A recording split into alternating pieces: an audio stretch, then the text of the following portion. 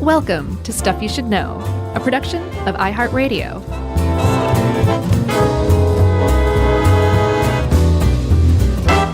Hey, and welcome to the podcast. I'm Josh Clark. There is Charles W. Chuck Bryant, and there is Jerry Jerome Rowland. And it's Stuff You Should Know, back together again. Holy cow, I'm about to have a panic attack. Although this will be released after the other episode where we're back together again. Oh, will it? Yeah. Oh, man. That's so like us. That is typical SYS. We'll screw up our own reunion. That's right. Yeah, we'll have to use the Wayback Machine to get things right, okay? I think we got to tell everyone what's going on here, though. Hopefully you're listening on earbuds or headphones. If not, we encourage you to, because this is a special episode where we are recording in 3D audio. And I think we should explain what's going on in this room. I don't know. I feel like we're transgressing if we talk about it in front of it. Yeah, because it might do something to us. No, I think we should describe this microphone. Okay. I'm a little scared of it, but go ahead. Well, I'm on one side, so Josh and I, we finally get back together to record, and it's nothing like a normal experience. Not even the same studio. Different studio. We're sitting side by side, which is weird, although I'm just pretending it's a live show. Okay. And in front of us is this microphone with human ears. Yeah, but they're like plastic Snow White ears. Yeah, like the creepiest white you could imagine. Yeah, and then they have like bolts going around it and stuff too. It looks like I'm afraid of it. That's what it looks like to me. I don't like it one bit. Yeah, and the idea is that we talk into these ears, and it produces a different sonic experience for the listener at our expense. Right, because it's 3D audio week, right? It is. So I think a lot of our shows are doing this, right? I'm pretty sure almost all of them. So if you're like, man, this is the most amazing thing I've ever heard, just start listening to iHeart shows this week, because they're going to have a lot of cool stuff going. Yes, and I imagine many other shows other than ours will have make better use of the technology. Right. Not just talking to the ears. Talk to the ear. Hey, little known fact, by the way, these ears are modeled after Stellark's ears. Are they? Oh, it's part of his forearm. Isn't that what it looks like? There. That's weird. Okay, so we're talking actually not about 3D audio today, but instead we're talking about the Ivy Leagues, which obviously is the topic you pick when you're doing a 3D audio stunt, right? Yeah, and I've got a couple of quick quotes if you'll allow. Okay. I have two friends, we share one, who went to Ivy League schools. Who? Well, my friend Rob Elsie, who you do not know, he was my roommate at Georgia for a year, and I still know Rob, still friends with him. He went to Harvard Law after going to Georgia. Wow. And he said this, that I want to read it exactly. I don't want to paraphrase. He said, I always had the perception if you were there in a grad school context, you weren't really considered part of the club. And then he expanded on that, and he said, a huge number of your classmates came from Ivies as undergrad. So as a grad student coming in from Georgia, he said it was almost like transferring to a new school in the middle of a school year kind of vibe. I can imagine. So like, oh, you went to Georgia. Right. And now you're up here with us. But he did say it was really coolly diverse in law school. And he said not just like ethnically diverse, but he said my class had a former New York City beat cop, a cardiologist from China, a former grade school teacher. He said just a lot of really unique experiences. And then I asked our other friend, John Hodgman. Oh, yeah, that's right. He went to Yale. That's right, of course. If he wanted to provide a quote, and he said this, a Yale man never comments on a podcast. That's pretty funny. I know Hodgman talked about being invited to, I think, the Skull and Bones Club later in life. In one of his books. Was it Skull and Bones or was it one of the other ones? I'm pretty sure it was I don't know. I don't know. It was a great story. It's one of their secret societies, though. Yeah, it is great. And I'm not surprised to hear that the Harvard Law School is pretty diverse because Elle Woods was there. And she diversifies everything. I don't know who that is. That's a Legally Blonde reference. Oh, okay. Did you get that? Oh, man, the ear got it. It's starting to bleed a little bit. It twitched into life. Also, before we really dive in, Chuck, I have to say, am I dreaming right now? Why? Because we're sitting next to each other, and it just is beyond weird. I just have to go on about this for another minute. Like, we haven't recorded together in over a year. Yeah. We haven't been in months. the same room together in over a year. I haven't been in a room with a person who's not my wife without a mask on. Same here. Without, number one, hyperventilating or doing it at all. And then the fact that we're going to be sitting here together for hours, it's just mind-boggling to me. Hey, get vaxxed, everybody. That's science for you. Yes, it is. Josh and I will not die because of this. No, because we were vaxxed. That's right. We're going to grow that baby head out of our back that likes to boss us around when this happens. But other than that, we're going to be good. All right. Ivy Leagues? Ivy Leagues. Just one. Ivy League. Yeah, so one of the things that I had, the Grabster helped us out with this one, and I had no idea what the Ivy League truly is. Like, when everybody thinks of the Ivy League, you think of, if you know what you're talking about, 8 schools, sometimes referred to as the Ancient Eight. They're among the oldest schools in America. You got Brown. Go Bears. Columbia. Go Lions. Cornell. Go Big Red. Dartmouth. Go Big Green. I know. Harvard. Go Crimson. Yeah, the Crimson Tide. Pennsylvania. Go Quakers. Yeah. Like, I for love real. that. Go Yeah. Quakers. Princeton. Go Tigers. And then Yale, Hodgman's alma mater. Go Hodgmans. And of those 8, 7 of them were founded before the United States was even around. Yeah, I mean, that's kind of one of the cool things about the Ivy League, which, spoiler, it's really just an athletic conference. That's what I didn't know. Did you know that? You know, I think I knew that, but when I first started looking into this as a topic, you think of Ivy League as a concept, rightfully, Right. I think. Yeah. Because it is that. Yeah. But at its root, it's a sports athletic conference. I had no idea. It's kind of weird. Because one of the other things you don't think of when you think of the Ivy League is sports. Yeah, not really. If you're into fencing, rowing, lacrosse, wrestling, Backgammon. Backgammon, track and field, you might think of the Ivies. In fact, women's rowing has been dominated apparently by the Ivy Leagues. Brown or Dartmouth? Brown and, I think it's Cornell women, if I'm not mistaken. I'll look. I have it written down somewhere else. So if that's not right, I'll correct myself or totally forget to correct myself as usual. But yeah, for the most part, you don't think sports, even though they do play. It's a Division I AA conference, also known as Division I FCS. So they're not Division 1A. Like, they wouldn't normally play like Georgia or Alabama or something like that. That'd be funny. All right. They play teams like Howard University, Sure. Holy Cross, San Diego, like the kind of universities you're like, I didn't know they had a college football team.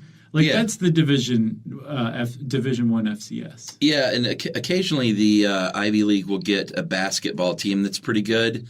Yeah. I'm talking about, it feels like once every 15 years or so. Yale has had some pretty long, good streaks, right? I remember Harvard and Princeton have had a couple of teams that went to the March Madness tournament. Okay. And, it's they're kind of fun to watch. It's a 3-point shooting fest from a bunch of white kids. Is it? Yeah. Yeah, those are fun, though. I like 3-point shooting fests. So I really loved the Golden State Warriors for a while there. Not these days, though. No? No. No, not really. They've kind of hit on hard times, Chuck. I don't know if you know. Oh, I knew they did last year, but I thought they were coming back. So the thing is, though, is while we're talking about sports, people are like, why are you talking about sports? This is how the Ivy League works episode. So we're going to basically stop talking about sports in a little bit. But you have to talk about sports because it's like you said, it's a sports league. But it's just completely disingenuous to say okay, that's it, the Ivy League is a sports league. It's so much more than that. It has really so little to do with it being a sports league. It just so happens that these elite institutions that were elite long before the sport of football came around happened to join into a conference together and formed a sports conference. Yeah, but it really is a concept, and it's a grouping of schools that, like you said, are among the oldest, the most prestigious. We'll talk about their elite status and whether or not that's true. It is. Whether or not they are elitist, they can be, right? But they're trying to fix that. Josh nods. You know those ears can't see you. I know. That's the point. But yeah, I mean, it's where we'll get to all this, but it's where the presidents of the United States and Supreme Court justices and CEOs of huge law firms and companies go to school. You know. Yeah, the idea is that if you make it into an Ivy League school, you can basically write your own ticket. Yeah, that phrase. In the United States, right? Write your own ticket. Yeah. And it's been that way for a really long time. And for a really long time, that is just how it was. But then when they started to kind of expand and try to be bastions of higher education that serve all socioeconomic statuses, give the best and the brightest, regardless of your income, right, a fast track to that, it became clear that that's not necessarily how it works, that in a lot of ways, Ivy League schools really are just this conveyor belt for dynasties. Yeah. You know, that just serve the highest echelons of society. But it's unfair to say that they aren't doing anything about that or don't do anything about it. They do try to counteract that some. If I were to write my own ticket, you know what it would be? What? Jaywalking. Oh, really? I was going to say Aerosmith 76. I didn't think about that kind of ticket. Sure, man. Yeah, man. You got to expand your mind. Now I got to pay some stupid jaywalking fine, and you're rocking out to Aerosmith. No, you went the wrong direction with that.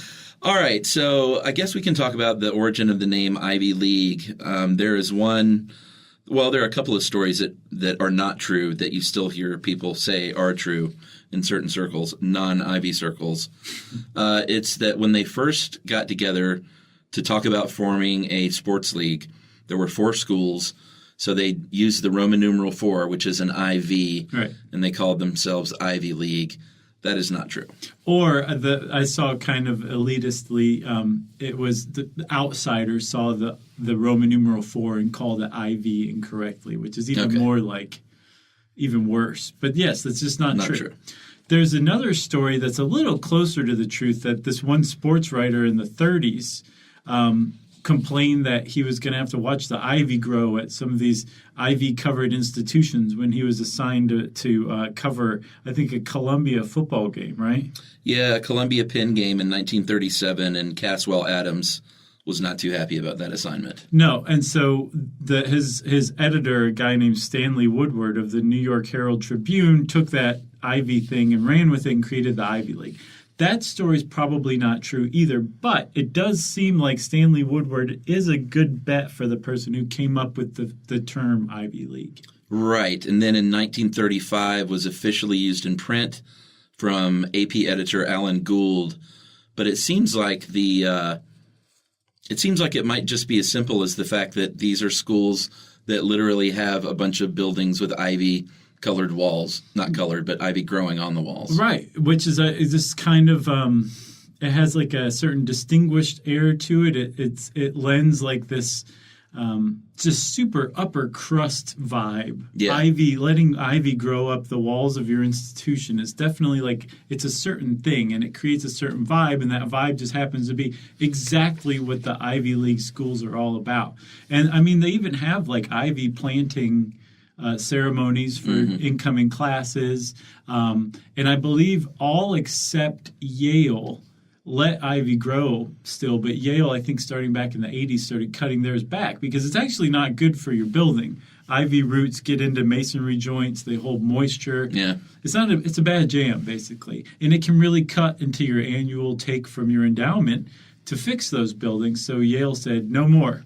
They have a little bit of ivy crawling up a couple of halls, but for the most part, it's gone from the campus. I've got ivy on my part of one of my privacy fences between my neighbor and I. Built that privacy fence when we moved in myself with my own hands, and the ivy started growing, and now it is a complete wall of ivy, and it looks awesome. Yeah, I think it's a mosquito farm is what I've heard. Yeah. But I don't want to – I mean, I trim it back, but – I'm going to leave it there because it looks really cool. It's also chipmunks love to live in there too. So how can you do away with the chipmunk house? Yeah, can't get rid of their habitat. Where would they go? No, I know. You want to take a little break? Yeah, I'm going to go get a Q-tip for this microphone. Okay, We'll be right back. I'm going to go breathe into a paper bag for a little bit. We learned so much stuff from Josh and Chuck. Stuff you should know.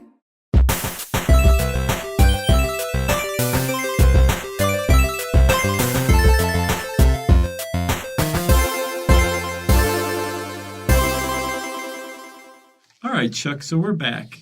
And so the Ivy League, as we were saying, basically came out of the formation of the sports league itself. It was probably a sports editor named Stanley Woodward who came up with the name. And what I think really just kind of underscores the Ivy League's approach to sports is that the reason the Ivy League formed, and it tried, there were some stops and starts in the beginning of the 20th century, especially in like the 30s, where, not all 8 were involved or not all 8 were allowed in, and some people were mad and all that, and it just didn't quite come together until the mid-40s when they came together and formed the Ivy Group Agreement in 1945. All 8 schools did. And they basically did it to say, we're really worried about this kind of growing influence of sports, I mean, in particular football. Yeah. We want to make sure that doesn't happen in our school. So they formed a sports league to better control football as far as its balance with academic life. That's what the Ivy League Sports League was based on. Yeah, and I think there were some worries, too, about the danger of football early on because, back then – actually, I'm trying to think of what the helmets were like in 1945. They were not much. They were basically like a sheepskin wrapped around your head, and then you hope for the best. No, I think that was post just Leatherhead's years. I don't know, dude. I think that was still into the 40s. I think it was maybe the late 50s, early 60s when they started to get like the helmet with the single bar. Yeah, but no face mask. Right, whatsoever. no, nothing like that. I remember at the college or the Pro Football Hall of Fame, they have like the helmets through the years, right when you kind of first come in. And it is pretty jarring to look at those early ones and think that those guys were just so concussed. Yeah. The Widowmaker, that's what they called that leather helmet. With the ears. Yeah, the ears were okay and protected, but other than that, you were on your own. I think they just took like the little wrestling ears and threw some leather on top of that. Basically, yeah. They signed the Ivy Group Agreement. They said football's dangerous and we don't want it to get in the way of school. And then in 1954, they expanded that to include all the competitions, athletically speaking. Mm-hmm. And then I think in 1956, they actually started playing these sports. They finally got around to it then. Yeah, and it was I think there was the Eastern Intercollegiate Basketball League was where they first played basketball in 1901, and then they rolled that into the Ivy League when they finally came around in 56. So they like to claim that they are the oldest NCAA Division I basketball conference. Which is true in a way, I guess. Because of that first, what is it, the EIBL. Right. Not the prettiest acronym I've ever seen. No. But that Ivy Group Agreement and then later on the formation of the Ivy League, like I was saying, they wanted to balance academics with sports. Right. They were basically like, these students are here to learn, but if they have time or they're interested in sports, sure, we'll let them play sports. So they kind of sketched out some rules that other universities and colleges would find to be utter madness. Mm-hmm. No athletic scholarships whatsoever. Like if you can't go to an Ivy League school on an athletic scholarship. Right. Like financially it's supposed to be reserved for the brightest students of less means or lower means than the other kids, right? Correct. You also, if you end up in a championship or a playoff or something, what do you have to do if you're the team? Well, you don't go. Although I guess basketball is an exception because they have played in the March Madness tournament. Right. But I know that let's be honest, the football team's probably not going to make a bowl game. I know, it's not really a problem if you think about it. But if they did, supposedly they would have to skip the bowl game. They don't allow grad students to play, although that's not the most common thing, even at other schools. They also switched that this year because of the coronavirus. If you were a senior and you didn't get to play in 2020, but you're going to be a grad student at the same Ivy League school, they're letting you play one more year, which is like a huge So a first-year Harvard law student could play football. Yeah, and dominate. Yeah. I dominate on the line and in case law. That's right. And then what's the other one? Oh, they don't allow red shirts. Right. the practice of redshirting a student. Yeah, because, I mean, you have a serious sports program if you're taking people and being like, I think you're going to be better as a junior and senior Right. than you are as a freshman. We want to add an extra year onto your school. So wear this red shirt around for the next 12 months. Right. Do not take it off or else you'll be disqualified. Yeah, you're not allowed. So, and I mean, these rules have been in place and respected for decades now, since the 1940s when they first came together. So that's not to say, though, that even though they're not very good at football and not necessarily very good at basketball, that there aren't like any teams or any individuals that excel at sports and win national championships. Like I said, Brown and Yale. It was the Yale women who dominate rowing. No, Brown. Brown and Yale. Oh, okay. Yeah.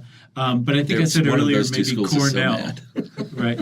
No, I think I said earlier Cornell, but it's Brown and Yale who women who are both good at rowing. Yeah, you could, if you're a wrestler, you could do pretty well at one of those schools. Yeah, you could end up on the Gray Fox team. Or if you're on the ski team, if your university has a ski team, then that says a lot already.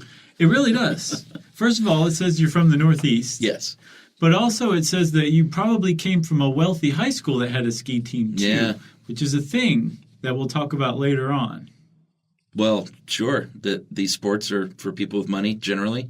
Yeah, basically that because there's not a really good basketball team or football team, I think their baseball teams are so-so too, hockey team too a little bit, that you basically have to come from a wealthy school district in high school to excel at sports in these universities. Yeah, I mean, I guess that kind of sets us up for the big question is whether or not these are elitist schools. I think they're sort of I don't know about a pickle. I think they're in a constant pickle trying to be elite without appearing elitist. That's a tough act, believe me. Oh, yeah. Oh, that's funny. And they are elite schools. Like if you go to an Ivy League school, they say you have a 5 to 6-fold advantage relative to random distribution of attainment of a top position in business or government. So you're 5 to 6 times more likely to be a CEO or to be that Supreme Court justice. Right. Especially if you go to business or law school, right? Yeah, anything finance or law. I think 8 of the 9 current justices went there except for Amy Coney Barrett, who went to Notre Dame. Well, the Catholic Ivy.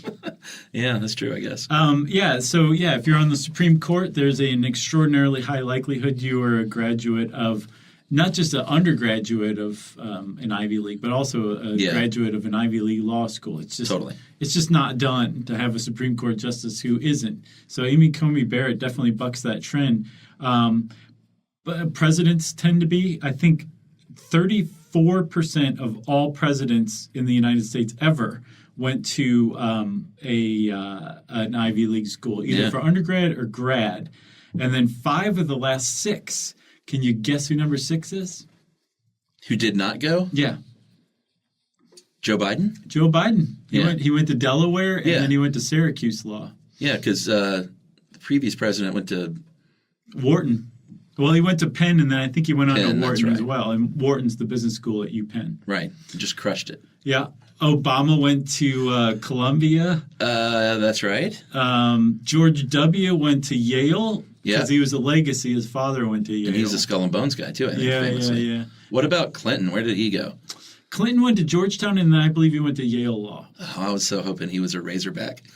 You'd think so. I think they moved cool. to Arkansas after that. They were like, what state can we take over? Right. So as far as the education goes, it's sort of one of those things where the education, of course, is great. No one's going to knock an Ivy League school education with a straight face. Right. So don't think we're doing that. But there is that weird effect where getting the job because you have that on your resume is a thing. You just can't deny that. Right. It's just the reputation of the Ivy Leagues alone sustain their reputation. Success breeds success. Exactly. Yeah. So if you have a degree from an Ivy League university, doors are going to open for you just because you have a degree from an Ivy League university. Like you can step in for a position at a Wall Street law firm and be less qualified probably as far as actually doing the work goes than somebody who went to Georgia, who's smarter and more capable than you, and you're probably going to get the job because you went to an Ivy League school, because they have the reputation. And the thing is, the Ivy Leagues are well aware of this. They know that it would be really easy to rest on their laurels and just let anybody in, as long as your parents have the money to donate like a new wing of the library or something like that. Why is it always a wing of the library? I don't know, but it always is. I would donate a food hall. That'd be great.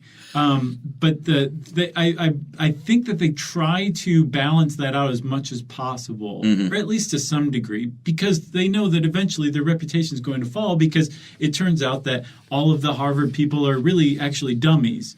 The problem is in the meantime, those people who are making their way to the top just by virtue of having gone to the Ivy Leagues aren't necessarily the best and the brightest. And since they're aggregating at the top, that means the leadership is not necessarily the best and the brightest. And they're also recruiting and drafting and opening doors and creating policies that benefit people like them rather than necessarily everybody else. And then the final factor of this, Chuck, is that because those people went to Ivy League schools and the rest of us are just awed by Ivy League schools, the fact that they have Ivy League credentials means that their ideas, that those policies they come up with, that the decisions they make are inherently right. Right. Because they're Ivy League credentials. Right. So it's a big Ouroboros with like multiple tails going into multiple mouths, but it's all one big thing. Yeah, it's a human centipede. And it's like a real It's a real like balancing act, because the fate of the nation in a large part, not entirely, we'll get to that, but in large part rests in the hands of these Ivy League schools who are producing tomorrow's leaders. That's true. There was a study that found that top executives are not dominated by these elite schools, but they are overrepresented. So like I said, that 5 to 6-fold advantage to get that top position in a business if you went to an Ivy League school. I think they're about on par, though, with like MIT, Stanford, Caltech. There are plenty of non-Ivy schools that also are kind of up there with them as far as maybe not representation, but at least breathing in the same rarefied air. Yeah, there's a stratum called Ivy Plus, which includes Stanford, Duke, University of Chicago, and MIT. Right. Most people consider that. And then there's also people who are like, well, don't forget Georgetown, and don't forget, I think UC Berkeley is sometimes in there. Yeah, Berkeley probably. So if you Northwestern maybe. Yes, if you step back though and look at these schools on paper, some of these other schools probably blow Ivy League schools out of the water. As far as just like education. Yeah, but in specific areas. Right. Specific like if you want to understand business, go to Wharton Business School. If you want to like practice law in any to learn law, Harvard Law, Yale Law, those are really good choices. If you want to learn everything you need to know about the food service industry, go to Cornell. They have a huge restaurant hospitality and food science division. Yeah. I don't know why, but it's as good as it gets, right? So, but there's other schools that are like try to go to Harvard for engineering rather than MIT. You'd be a dummy to do that. So in that sense, MIT blows Harvard out of the water. The thing is, it doesn't matter. MIT's not a Ivy League school. Harvard is, so Harvard has an extra veneer of prestige that the average dum-dum will just be blown away by. Right. Georgia has a good journalism school. Sure. Great veterinary program. Yep. Large animal vet. Yeah. And then for guys like us, it's also a place where you could go and get a decent state school education and have a lot of fun. Yeah. Cheapest 40 ounces in the state. Oh, man. Georgia used to be really cheap. I think tuition has gone up, but back when we were there, it was like $600 a quarter or something for a full load. Wow. It was ridiculous. Wow, that is super cheap. I'll bet it's going up. And Georgia's gotten a lot harder to get into as well since we were there. Right. I don't think the Southern Ivy. Yeah. Well, I'm going to start that. I'll take it. Georgia's now the Southern Ivy. These schools, too, not only do you have to have a lot of money to go there, they are incredibly rich and wealthy schools. They have endowments totaling for all of them combined, $140 billion, with Harvard's endowment alone being $40 billion. I think the lowest is Brown's piddly little $4.2 billion. And Ed conjectures here, but I think he's probably kind of right, that, when you have an endowment, it's not just a big loaded bank account, but it's an investment portfolio to make more money on that money. Sure. And if you leave a ton of money as a Harvard alum to their endowment fund, and then you end up running a business, they might invest in your business or something like that. It's possible. I haven't seen anything, but I mean, it makes sense. Then there's like such a, one hand washing the other kind of thing with Ivy League schools in particular, because they are these conveyor belts for dynasty. Is that a saying? One hand washing the other? Uh-huh. Yeah. Oh, okay. You haven't heard that? I don't think so. How else are you going to write your own ticket? Right. Well, it takes both hands. I've heard of one, you scratch my back, I'll scratch yours. One hand washes the other, same thing. But how do you wash a hand with just one hand? That's what I'm saying. Oh, okay. I got you. You don't. You don't. Isn't that right here? I get it. Yes, Josh. Man, that thing's so creepy. I'm just waiting for blood to start trickling out of one of them. That means we're doing a bad job. Should we take another break? Yeah, let's take another break. We'll come back and talk more about endowments because it is a thing. All right. We learned so much stuff from Josh and Chuck. Stuff you should know.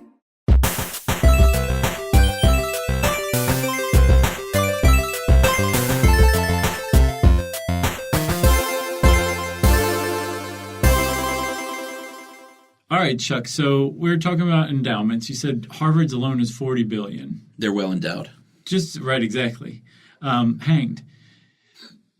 Just from that alone, just the fact that they have in their investment portfolio $40 billion.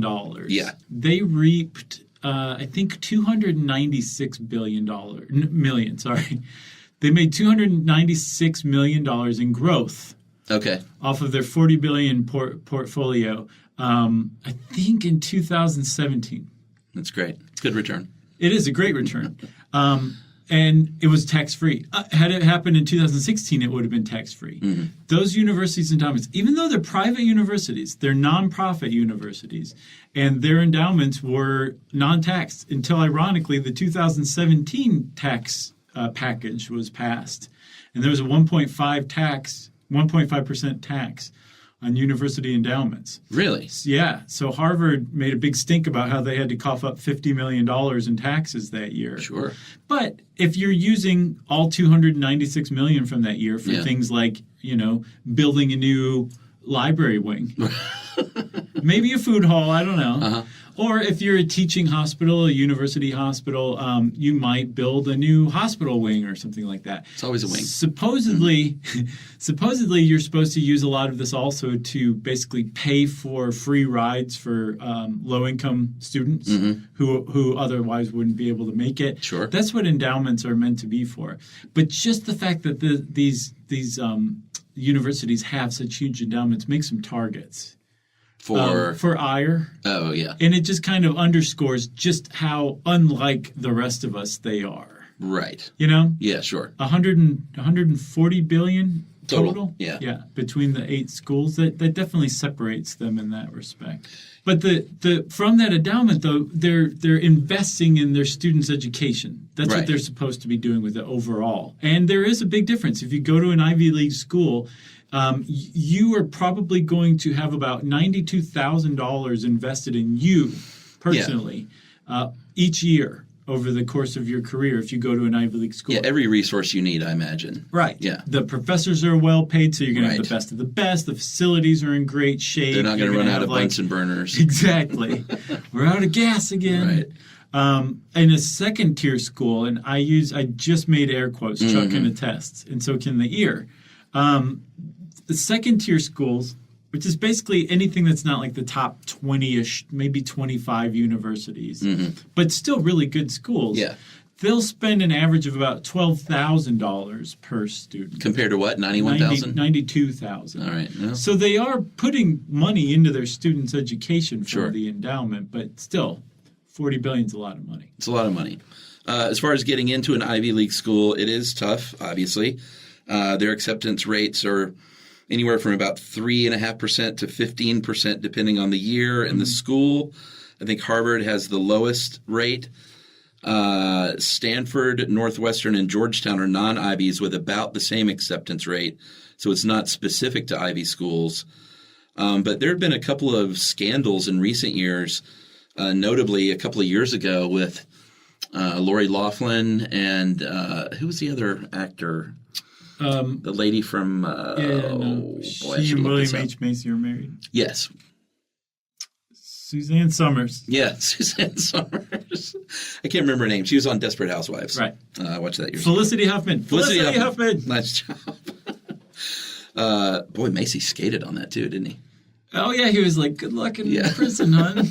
But that was the big revelation that parents who had rich parents who had kids that were kind of not qualified to get into these schools, let's say. Right. It's very diplomatic. Yeah. We're trying to get them into school by getting them in through the sports program. So we said that they can't offer scholarships, and that's true. But what they can do is a coach can go to the administration and say, hey, like, I know you save us a few slots for admission at least. Yeah.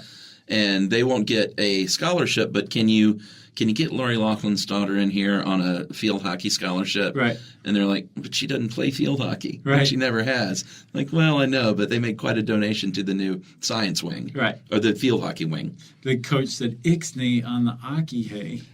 But this was bribery, and they, is she in jail now, or is she just out? I believe she's out. Her husband, no, she's out. Her husband may be out again now. I think they reduced his sentence, too. They threw the book at him for 6 months, and I think they had him serve like a month or something. Right, because they kind of fought things. I remember Felicity Huffman really just ate crow, apologized, threw herself at the mercy of the court of public opinion and the real court, which was definitely the right move. Yeah. I think she was very ashamed and came out and said so, whereas Lori Loughlin's kind of like, I'm going to fight this. It's like, that's not the right move. That was a great Lori Loughlin impression, by the way. But that was a very big deal. Like, that kind of rocked the entertainment/academic world for a little while. Yeah, and I think a lot of people didn't realize that Ivy Leagues have these coaches slots where the coach can say, let this kid in. I want him on my fencing team. Best fencer I've ever seen. Right. You ought to see this guy with a foil. Right. But, yeah, the idea that not only were these kids not qualified to go to an Ivy League school, but they also weren't even any good at sports. They were just using this backdoor thing. That's not good at all. What about the anti-Asian bias scandal? Yeah, so you talked about Harvard's acceptance rate being 3.4%. That was for 2020. That's low even for Harvard. Yeah, that's super low. It's not necessarily Harvard's fault that their acceptance rate is so low. They usually have about the same number in each class every year and have for decades. It's just that more and more people are applying to it. Apparently there's academic coaches that basically just help you fill out forms and tell you how to apply to different colleges. Right. And their rise has been commensurate with the flood of applications in the Ivy Leagues. So more and more people are applying, but which means the acceptance rate is getting lower and lower, even though the class size has been the same. The point of that is that these classes are curated almost at Ivy Leagues. And if you just went on academics, just A plus 4.0, somehow their GPA was even above 4.0. Yeah, I don't know how that works. Or 4.0, I'm sorry. Yeah. You would have way more Asian children in the Ivy League schools. But you don't. Right. So this group sued Harvard and said, you have an anti-Asian bias. And Harvard was like, it's not an anti-Asian bias. We more just sculpt each class. Right. So not only did they look at a well-rounded student with a bunch of different like interests and pursuits and community service, in addition to their grades, they try to look at a class like that too. They assemble a well-rounded class. Like, what does this class look like? Yeah. And for what it's worth, they were I think they were sued by an anti-affirmative action group, and they said they won.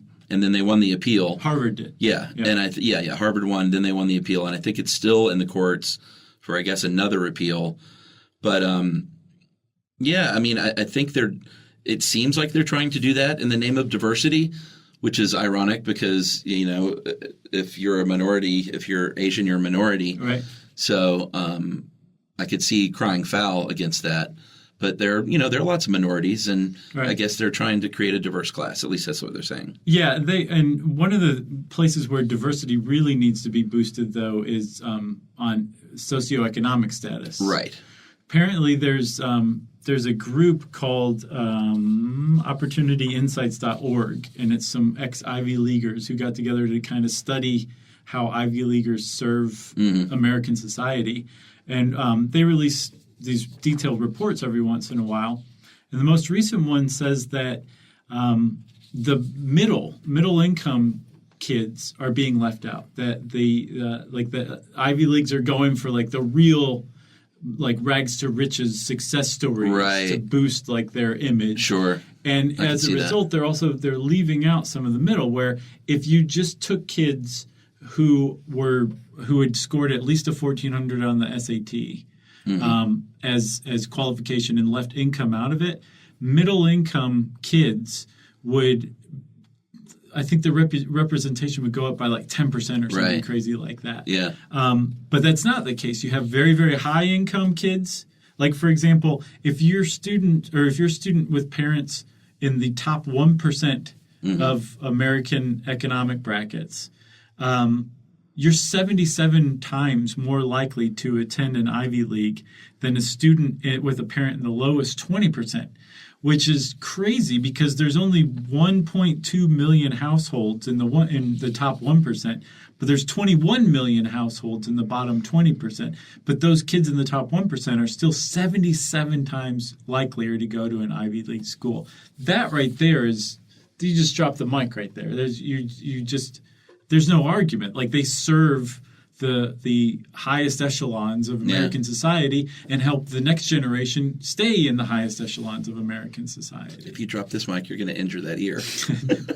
Another stat here in 2017, more than 20% of Dartmouth students were from the top 1% of earning families, and 14.4% came from the bottom 60% of families by income. Mm-hmm. And I don't have the stat, but I guarantee you that most of those fell between the 50th and 60th percentile.